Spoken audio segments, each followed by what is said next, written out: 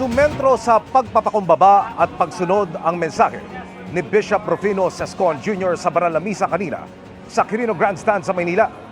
May panawagan din ng obispo sa anyay mga ayaw bumaba kahit pahirap na sa bayan. Nakatutok si James Agustin. Sama-sama sa panalangin ng libu-libong deboto ng Poong Jesus Nazareno na nakiisa sa Misa Mayor sa Quirino Grandstand kaninang hating gabi. Pinangunahan ng banal na misa ni Bishop Rufino Sescon Jr. ng Diocese ng Balanga. Humalili siya kay Manila Archbishop Jose Cardinal Advincula na kasalukuyang nasa Roma. Sa kanyang homily, pinaalala ni Bishop Sescon na gaya ni Jesus Nazareno ay dapat matuto tayong magkusang bumaba dahil simbolo ito ng pagmamahal. Sa ating bayan ngayon, may mga ayaw bumaba kahit mali na at bistado na. Ayaw bumaba kahit pahirap na sa bayan. Ayaw bumaba kahit nagdurusa na ang mga mahihirap. Ayaw bumaba kahit binabaha na at nasisira na ang bayan. Ayaw bumaba kahit hindi karapat-dapat. Tumigil na.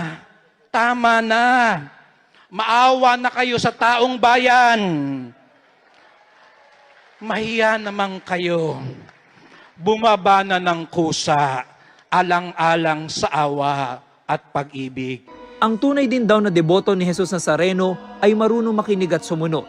Ang namamanata, ang kumakapit at umihila ng lubid, ang mga nagpipingga at pumapasan, ang mga sumasalya at humahalik sa kanyang paanan, ay dapat lalong nakakapakinig sa Diyos.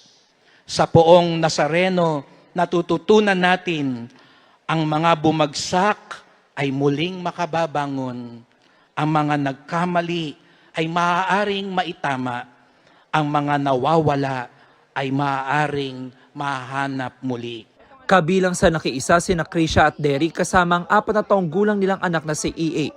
Galing pa silang Caloocan at nagpaliban sa trabaho para makadalo sa traslasyon. Every year namin itong ginagawa. Mas napapanatag yung pagsasama naming mag-asawa.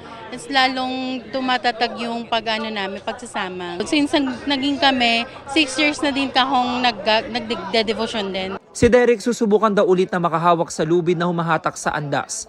Bahagi na raw ito ng kanyang panata. Importante sa akin na paghawag sa lubid dahil dito natutupad ko yung mga hiling ko sa Poong Jesus Nazareno. 4 na dekada ng deboto ang PWD na si Miriam. Lalo raw lumalim ang kanyang pananampalataya kay Jesus Nazareno nang maputulan siya ng kamay matapos maaksidente noong 2024. Nung nadisgrasya po ako, ay pinalangin ko pa na bigyan pa ako ng isang buhay. Ito nga po, nabuhay po ako ng ganito. Kaya po, malakas talaga ang pananalig ko sa Diyos, lalo sa Poong Nazareno, na nabuhay, binigyan ako ng pangalawang buhay. Hindi rin alintana ng senior citizen na si Mabel ang dami ng mga tao makita lang ng personal ang imahe. Sa 20 taon niyang pamamanata, marami raw hiling na natupad. Tulad po nung nadisgrasya yung anak ko, talaga pong laki ng tulong ng Nazareno sa amin kasi akala namin wala ng pag-asa pero naoperahan yung anak ko. Yung paniniwala po, yung pananampalataya, yung pagmamahal sa Panginoon. Yun po yun.